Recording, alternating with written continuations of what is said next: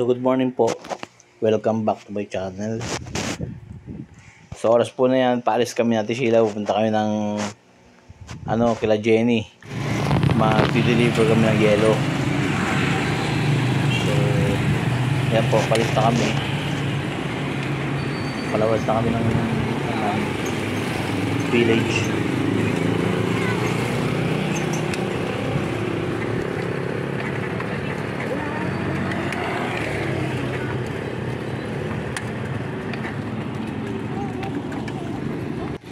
So yun, palabas na kami ng village namin. Actually malapit lang naman yung bahay nila Jenny. Yan lang sa kabilang kanto, sa may eskwelahan. Actually walking distance lang naman talaga, kaya lang mag-deliver nga po kami ng yelo. Kaya gumamit kami ng bike. Si Ate Sheila dapat ang mag-deliver, kaya lang sumama ako para pagdala po.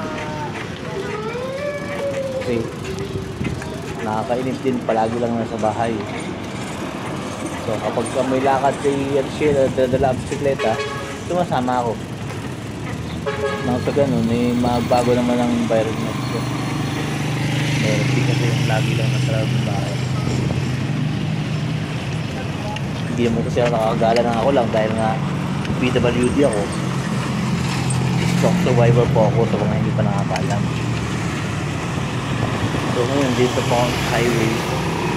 Yan. Counterflow na kami sa kalsada. Kasi malapit lang po yung yung pupuntahan namin dito lang sa para hindi na kami tumawid ulit. Anong oras na ba? Counterflow na ng 11 na? pag-drive siya sa kalsada. Yung bagay, hindi naman masyadong marami yung sasakit eh, okay lang. At saka palapit lang naman. Pagkatapos itong gasoline station na ito, doon lang po yung yung lugar nila dyan.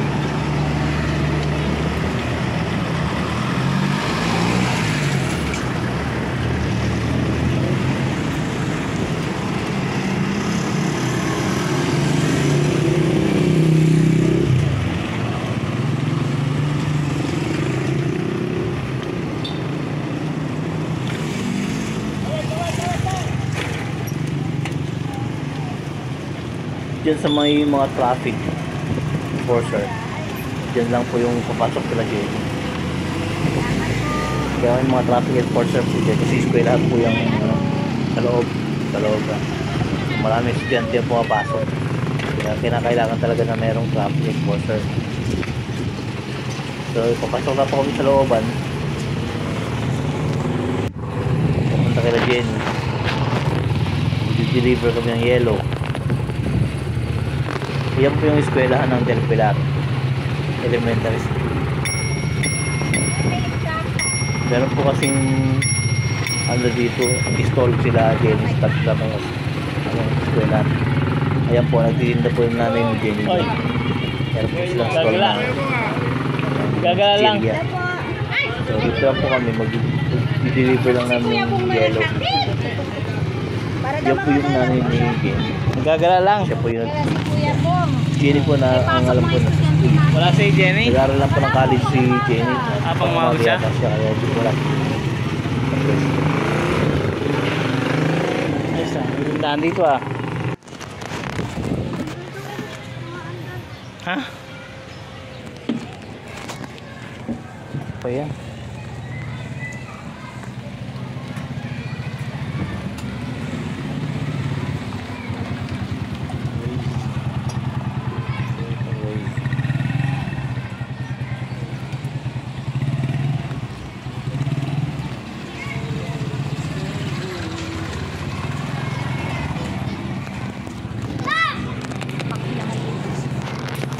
Ha? Grabe naman siya. Kala ko ako eh.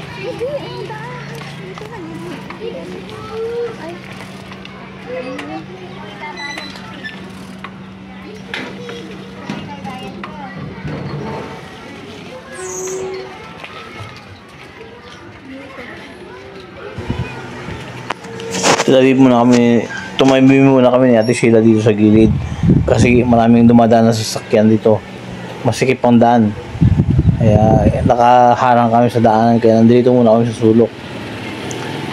Pero sa dali lang po at palis na rin naman kami dahil hinatid lang naman namin ng yelo eh. Oo.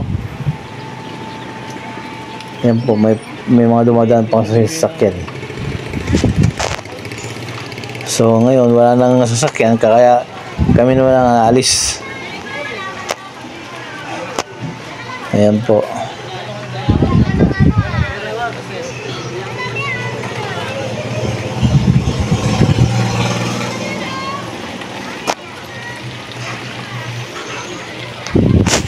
Jenny po ay kaibigan, classmate ni Taniel na anak ni Ate Sheila. Kaya nakilala namin. Dahil mga kapatid po sa iglesia eh. Kaya lang naman po naging kakilala namin si Jenny dahil katulad ni Taniel eh masigasig din mag-aaral ang batang yun. Nung nag-aaral sila ng high school, madalas din sa bahay. Kasama nung anak ni Ate Sheila na si Taniel. Parehong magagaling po yung dalawang batang yung matatalino. Ngayon po nag-aaral na sila ng college. Parehas sa Subic College. Kolehiyo ng Subic. Doon po sila nag-aaral. At sana naman makapagtapos yung mga batang yun dahil sayang magaling eh. Masisipag mag-aaral parehas. Nung nag-graduate sila ng grade 12, parehong may mga honor yung dalawang batang yun. Si Tanya at si Jenny. Nakakahinayang naman kung hindi nila may papagpatuloy ang kolehiyo. Buti na lang po ay merong libreng kolehiyo dito sa Subic. At bukod pa doon ay scholar din sila ni Kong Hun. Kaya maraming kabataan dito sa parteng Subic, Castillejos. Ang mga kahit na mga may hirap na pamilya, mga walang kakayahang mag-aaral sa kolehiyo, mga bata nakakapag-aaral din sila dahil merong libreng kolehiyo dito. Kaya kahit pa paano maswerte na rin yung mga batang to, may future sila na haharapin. Magsipag lang sila sa pag-aaral. Pero alam ko naman na makakatapos ng pag-aaral din dalawang batang yun dahil masisipag naman parehas mag-aaral. Matataas ang mga grades. At bukod doon sinusuportahan naman namin kahit na hindi kami magkakadugo o magkakamag-anak. Magkakapatid lang po kami sa pananampalataya. Kaya kami bilang mga kapatid sa iglesia, sinusuportahan namin yung mga batang yan. Sa maliliit na bagay lang, yun lang naman po ang kaya namin itulong. Katulad ng mga pagpaprint. Dahil meron kaming printer sa bahay, hindi na nila kailangan magpa-print sa para hindi na sila gumastos. Nagpa-print lang sila sa amin ng libre. Yun lamang po mga kaya kong itulong sa kanila sa mga batang yun dahil sayang naman din kasi sipag sa pag-aaral eh. So nandito na po kami sa loob ng piyesta, nakapasok na po kami. Malapit lang naman kasi, kaya malapit na rin kami sa bahay. Kahit na sandaling oras lamang ay nakapaggala din. Diyan na po kami sa may pagliko lang na po niya sa may kanto. Yan, unang kanto sa ano bang state ito?